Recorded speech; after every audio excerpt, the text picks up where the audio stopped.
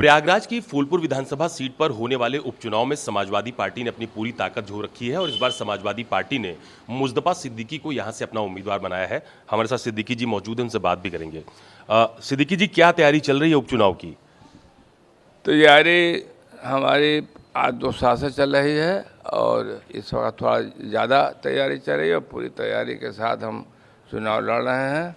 अब मुझे पूरा विश्वास है कि जनता हमको जिताएगी। तो क्या चुनौती है इस बार फूलपुर सीट पर? आपके सामने क्या नजर आ रहा है? क्योंकि बीजेपी ने भी मजबूत उम्मीदवार दे रखा है वहां से। पिछली बार के चुनाव में भी जो मार्जिन था वो बहुत ज्यादा नहीं था, तो क्या चुनौती लग रही है? चुनौती तो हमें कोई विशेष नज़र नहीं आ रही, इसलिए कि मैं फूलपुर का मूल निवासी हूँ और फूलहीपुर में पैदा हुआ हूँ। हमारा तहसील, थाना, ब्लॉक सब फूलपुर, पोस्ट ऑफिस सब फूलपुर में है और शिक्षा दीक्षा हमारी फूलपुर में हुई है और हमारा जो भी छोटा मोटा कारोबार है फूलपुर में है। तो फूलपुर से हम हमेशा जुड़े हुए हैं और फूलपुर के लोग ये चाहते हैं कि इस बार किसी फूलपुर रहने वाले व्यक्ति को हम लोग वोट दें। इसी से हम थोड़ा और ज़्यादा मजबूत हुए हैं। और इस बार चुनाव में स्थानीय मुद्दे क्या नजर आ रहे हैं आपको फूलपुर में? मुद्दे तो इतना है कि अगर हम बताएं तो शायद घंटों लगेगा। एक तो महंगाई के मुद्दा आप देख ही रहे हैं, 100 रुपया किलो टमाटर बिक रहा है, 300-400 में लहसुन बिक रहा है। ये आम जनता के लिए बहुत बहुत महंगा है। और दूसरा आप देख रहे हैं बेरोजगारी, जिस गांव में जाते हैं बताते हैं भैया आज 10 साल से एक भी नौकरी हम लोगों को नहीं मिली है और सब जवान होकर टहल रहे हैं, कहीं इधर उधर भटक रहे हैं। और भ्रष्टाचार के लिए तो रोज़ पेपर हम पढ़ते हैं अक्सर आए दिन कि लेखपाल पकड़ा गया रिश्वत देते हुए, कानगो कहीं पकड़ा गया, कहीं कुछ हो गया, ये निलंबित हो रहा है। तो भ्रष्टाचार भी तो आप भी लोग भी समाज में रहते हैं, कितना फैला हुआ है आप स्वयं देख रहे हैं।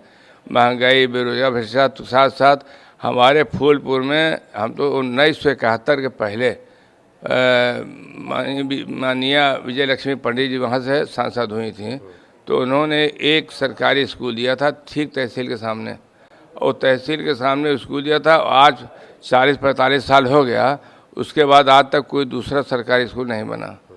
हमारे स्वास्थ्य में, चिकित्सा में हम लोग पढ़ने जाते थे, छोटे छोटे थे, एक अस्पताल था बाज़ार के अंदर, तो उस बाज़ार के अंदर हम लोग जाते थे तो कभी कुछ चोट लग जाए, कुछ होता तो उसी के अंदर जाते, तो वो धीरे धीरे एकदम धाराशायी हो गया, तो गिर गया। तो उसको उठा के ब्लॉक के अंदर 2 कमरा दे के उन्होंने खोल दिया। उसके बाद कोई आज तक वहाँ चिकित्सा संबंधी या स्वास्थ्य संबंधी कोई वहाँ नहीं हॉस्पिटल नहीं खुला। ये तो चिकित्सा हो गया, स्वास्थ्य हो गया। वहाँ की जितने गांव की सड़कें हैं वो एकदम टूटी। अगर आप चलिए हमारे वहीं इफ्को गेट के सामने सड़क जाती है बीरकाजी रोड, देख लीजिए तो इतना गड्ढा है कि शायद 5 किलोमीटर से भी अपनी कार ज़्यादा आप नहीं चला सकते। तो गाँव, हाँ, ये हम मानते हैं कि हाईवे रोड उन्होंने बनवाया है। हाईवे रोड बनवाने में काफ़ी गरीबों का मकान भी गिरा पड़ा है और उनको कभी कोई 1 पैसा मुआवजा भी नहीं मिला।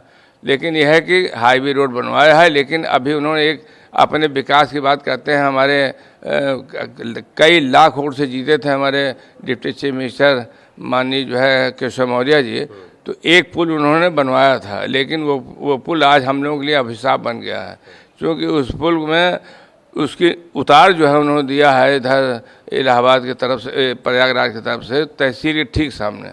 और तहसील के सामने वैसे तहसील, बिहार तहसील में भीड़ लगी रहती है, तो उधर जो गाड़ी आती हैं इधर जाती हैं, कोई चौराहा तो है नहीं, ऐसे पुल बना हुआ है। फिर तो आप इधर से आए तो ऐसे चढ़ेंगे, उधर से आएंगे इधर चढ़ेंगे, और उधर भी लोग आएंगे, भीड़ तो घंटों घंटों जाम वहाँ लगा रहता है। और उसके बाद जब उधर उतरते हैं जौनपुर की तरफ तो उसमें कोई चौराहा नहीं है, इधर से लोग चढ़ने वाले उधर चढ़ने वाले हैं।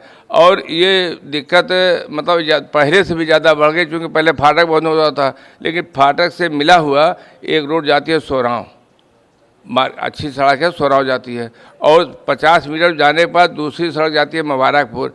अब मुबारकपुर जाने के लिए उसे वही पुल अब एक मिल रहा है आपको, जिस पुल से आप उतरते हैं। तो मुबारकपुर आदमी, सोराव के आदमी और प्रयागराज से जौनपुर जाने वाले आदमी, और कोई चौराहा ने इधर उतर रहे हैं इधर चढ़े तो घंटों घंटों जाम वहाँ लग जा रहा है। तो पुल बना जरूर है, लेकिन उससे कोई फ़ायदा नहीं, बल्कि और दिक्कत हो गई है। इसके अलावा एक भी कोई काम हमारे डिप्टी चीफ मिनिस्टर भी थे और भी बहुत से MP आए, लेकिन कोई काम नहीं किए। अच्छा, मुझे बताइए कि ये फूलपुर सीट का जो जीत का जिम्मा है वो बीजेपी ने केशव प्रसाद मौर्य जी के ऊपर रखा है। वो प्रत्याशी के नामांकन के वक्त ही मौजूद थे, लगातार वो बैठक भी कर रहे हैं। कितना प्रभाव मानते हैं उनका? ऐसा है कि जनता प्रभाव किसी के नहीं मानती। हमारे राष्ट्रीय महासचिव और कई विभागों के मंत्री रह चुके हैं और 5 बार के विधायक माननीय जी सरोज जी हैं, उनको हमारे राष्ट्रीय अध्यक्ष माननीय अखिलेश यादव जी, इनका मैं दिल से आभार व्यक्त करता हूं कि एक चुनाव हारने के बाद उन्होंने हमको खड़ा किया, उनको बनाया है हमारा प्रभारी। और शासन प्रशासन के हाल बताएं कि हम लोग गए थे तो उनको अंदर नहीं जाने दिया, हमारे जिला अध्यक्ष नहीं अंदर जाने दिया और हमारे किसी विधायक को अंदर नहीं जाने दिया। और एसडीएम साहब से हम लोगों ने कहा कि अभी परसों नॉमिनेशन होगा भाजपा का, तो यहाँ सारे लोग रहेंगे और यही टीवी में हम लोग देखेंगे। कह नहीं कोई एक आदमी नहीं आएगा, लेकिन आप लोग टीवी वाले हैं देखे होंगे कितना आदमी थे। हमारे में सिर्फ 2 आदमी ले जाने दिया, किसी को जाने नहीं दिया। तो इस तरीके से भेदभाव कर रहे हैं शासन प्रशासन, उनको करना नहीं चाहिए। हमारा जो चुनाव आयोग जो है एकदम साफ स्वच्छ होना चाहिए, लेकिन ऐसा नहीं हुआ। तो हमारे भी जो प्रभारी बनाएंगे वो भी बहुत मजबूत हैं, 5 बार के विधायक हैं, राष्ट्रीय महासचिव हैं और माननीय जी सरोज जी हमारे लिए काफ़ी दिन रात मेहनत कर रहे हैं और सुबह निकलते हैं, शाम को आते हैं 10 बजे रात। तो हमको उनकी मेहनत पे और अपने काम पे और जो आज भ्रष्टाचार फैला हुआ है, बेरोजगारी, इस सब के दम पे मुझे पूछा यकीन है कि हम अच्छे वोटों से जीतेंगे। अच्छा, मुझे बताइए कि पिछली बार विधानसभा के जो चुनाव हुए थे साल 2022 में फूलपुर पर, वहां पर जीत का अंतर 2723 वोट था। तो ये मार्जिन पड़ जाएगा क्या? देखिए उस हम 10 दिन पहले आए थे। हम प्रतापपुर विधायक थे उस समय 2022 तक। 10 दिन पहले आए अपने राष्ट्रीय अध्यक्ष के इच्छा के अनुसार और हम चुनाव भी लड़े 10 दिन में, वोट भी हमको 1 लाख से ऊपर मिला। और ये जो 27 से अंतर हुआ, इसमें कुछ शासन प्रशासन की भी मेहरबानी रही। हमारे एक दिन जैसे कल सुबह काउंटिंग है तो आज शाम को 5 बजे तहसीलदार एसडीएम वहाँ से 5 बक्सा लेकर निकले और वो बक्सा जब निकले तो हमारी एक महिला थी निर्मला यादव, उन्होंने उसको पकड़ लिया। वो कहने हम गाड़ी चढ़ा दें, कहा चढ़ा दो, हम मर जाएंगे लेकिन हम पकड़ेंगे उसको। पकड़ के एक बक्सा उन्होंने खींच लिया और एक बक्सा जब उन्होंने खींच लिया 4 बक्सा लेके भाग गए वो। एक बक्से में वही बीवी पैड एड सब वही था। तो बताने लगे तो अब एसडीएम साहब काफ़ी रोने भी लगे। तो उसके बाद ये कहने लगे कि जो हम आए थे तहसील से आ रहे थे, वो गलती से ये बक्सा हमारे उसमें भैया कि जहाँ परिंदा पन हमारे वहाँ गलती से बक्सा पन पर कैसे चला जाओ, कैसे आप निकाल रहे हैं। एक तो वो था। फिर काउंटिंग में भी उन्होंने, आप तो सब टीवी चैनल देख सकते हैं कि 8 राउंड के बाद उन्होंने बताना बंद कर दिया। हालांकि बहुत कहे लेकिन नहीं बताए। बह के जो भी हो, हमारे 2700 से हारे हैं, वो 2700 तो हमने बहुत पहले उसको कवर कर लिया है। और आज की जनता, अगर यकीन माने आप कि कोई भी और हम जब भी लड़े हैं, हम माइनॉरिटी हो के 3 बार जीते हैं। यहाँ माइनॉरिटी बहुत ज़्यादा वोट नहीं है। हर समाज के हमको वोट मिलता है, जिस समाज के लोग हैं उस समाज को वोट मिलता है और आज भी उससे ज़्यादा मिल रहा है। इसलिए हमको यकीन है कि हम अच्छे वोटों से जीतेंगे। अच्छा, एक बड़ा सवाल है फूलपुर उपचुनाव को लेकर। आप इंडिया गठबंधन के संयुक्त उम्मीदवार हैं, समाजवादी पार्टी और कांग्रेस के संयुक्त गठबंधन के आप उम्मीदवार हैं, लेकिन कांग्रेस के एक नेता ने यहाँ पर निर्दलीय नामांकन कर रखा है, सुरेश यादव। तो उसका नुकसान नहीं होगा क्या? ऐसा है कि राष्ट्रीय अध्यक्ष और पार्टी के नाम पे वोट होता है। हमारे उनके जैसे हमारे जैसे हजारों लोग आते हैं जाते हैं। अब उनकी लालसा रही कि हम चुनाव लड़ेंगे। उनके अपने राष्ट्रीय अध्यक्ष और प्रदेश अध्यक्ष के मना करने के बाद अब उन्होंने नॉमिनेशन कर दिया, तो अब उनके साथ पार्टी कोई आदमी नहीं जा रहा है। 6 साल के निलंबित भी कर दिए गए हैं, तो उससे कोई फर्क पड़ने वाला नहीं। हाँ, मतलब सिद्दीकी साहब जीत को लेकर आश्वस्त हैं? 100%। बस ये जो इन्होंने अभी बढ़ा दिया, अब ये 15 तारीख को हमारा पूर्णिमा है, 13 को हमारा चुनाव खत्म हो रहा था। बढ़ाने का कोई औचित्य नहीं है। अच्छा, जो चुनाव की तिथि आगे बढ़ा दी, बढ़ाने का कोई औचित्य नहीं है। इसलिए नहीं औचित्य है कि 15 तारीख पूर्णिमा है ना, और 13 को चुनाव खत्म हो रहा है। तो क्या औचित्य है कि हम बढ़ा के अब 20 कर दे रहे हैं। लेकिन चुनाव आयोग का फैसला है, उसको हम सम्मान करते हैं।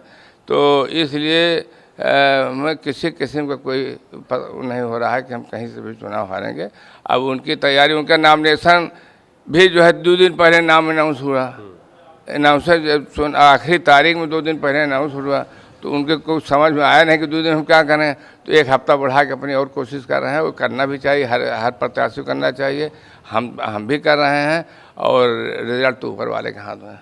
चलिए, बहुत धन्यवाद हमसे बात करने के लिए। ये फूलपुर से समाजवादी पार्टी और गठबंधन के उम्मीदवार मुस्तफा सिद्दीकी हैं, जिनका ये कहना है कि फिलहाल वो उस विधानसभा में पूरी तरह से मजबूत हैं। पिछली बार चूंकि जीत का अंतर बहुत ज़्यादा नहीं था, तकरीबन 2723 मतों से मुस्तफा सिद्दीकी चुनाव हार गए थे, लेकिन उनका ये कहना है कि इस बार वो मार्जिन भी पूरा कर चुके हैं और इस बार बड़े अंतर के साथ वहां से जीत हासिल करेंगे। कैमरा पर्सन मिंटू सिंह के साथ अशोक तिवारी, प्रयागराज, न्यूज़ 24।